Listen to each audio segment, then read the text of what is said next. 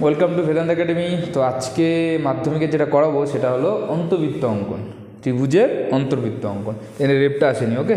তো এটা চ্যাপ্টার 11.2-তে আছে। অন্তর্বৃত্তটা এবার ইম্পর্টেন্ট আছে, তো এটা আজকে দেখাই অ্যানিমেশনের মাধ্যমে কীভাবে করা যায়। ওকে, দেখো ফার্স্ট কোশ্চেনটা দেখো কী বলবে, এরকম কোশ্চেন দেখবে। এটা 1-এর 2 নম্বর কোশ্চেন, এটা বইতে পেয়ে যাবে। হ্যাঁ, কোশ্চেন দেখি।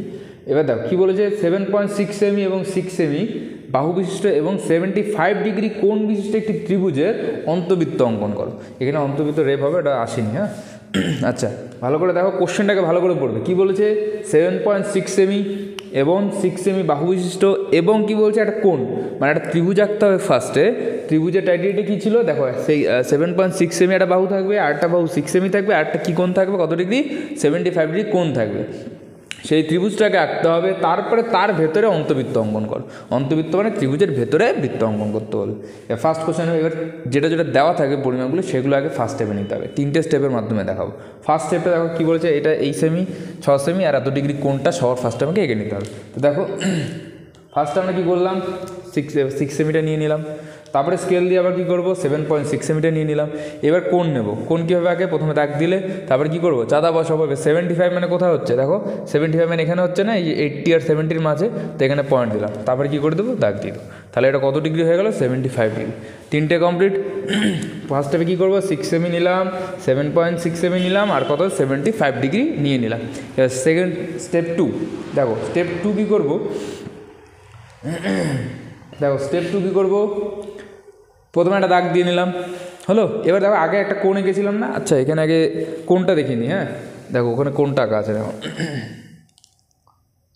ওটা যে 75 ডিগ্রি কোণটা ছিল, মনে থাকবে ওটা কি, আগের পেজে যেটা আঁকা ছিল সেটা হলো 75 ডিগ্রি কোণটা। ওকে, এবার ওই কোণটা এখানে নেব, দেখো কীভাবে নেব, আর এই দাগটা কত, 7.6 সেমিটা এখানে বসিয়ে কেটে নিয়েছি। ওকে, এখানে বসিয়ে এটা কত কেটে নিয়েছি, 7.6 সেমি। ওকে, আর আগের পেজে যে আঁকা ছিল 70, ওটা কীভাবে নেব দেখো, প্রথমে এই পয়েন্টে কম্পাস বসাবো, বসিয়ে কী করবো, যে কোনো একটা মাপ দিয়ে কী করবো, এখানে একটা দাগ দিয়ে দেবো, যে কোনো মাপ দিয়ে এখানে কম্পাস বসিয়ে দাগ দেবো।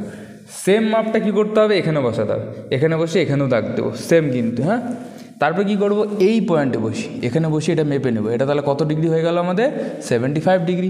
সেমভাবে এটাও এখানে বসাতে হবে, এখানে বসে এটা কেটে নিলাম। দেখো তাহলে কী হলো, 75টা এখানে চলে আসলো, বোঝা গেল। তারপরে এটা দাগ দিয়ে দিলাম, তাহলে এটা কত ডিগ্রি হয়ে গেল, 75 ডিগ্রি।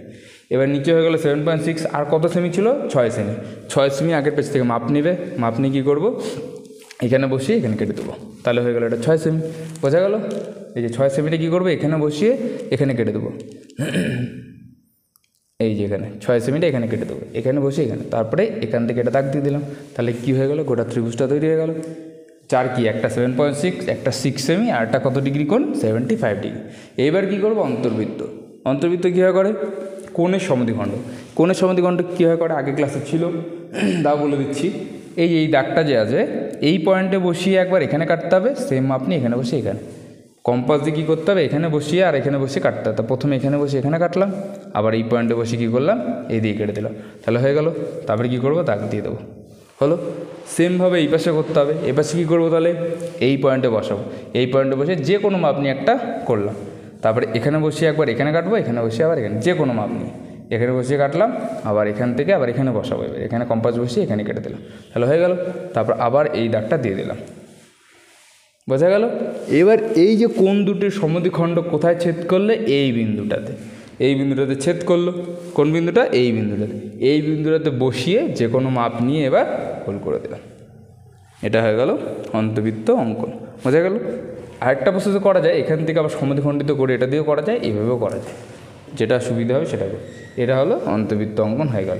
তারপরে নাম দিয়ে দেবে ABC। তাহলে দেখো কি হলো, গোড়াটা লিখে নেবে। কি হলো এখানে, ABC ত্রিভুজ, যার একটি বাহু 7.6 সেমি ছিল, আরেকটি কত সেমি ছিল, 6 সেমি।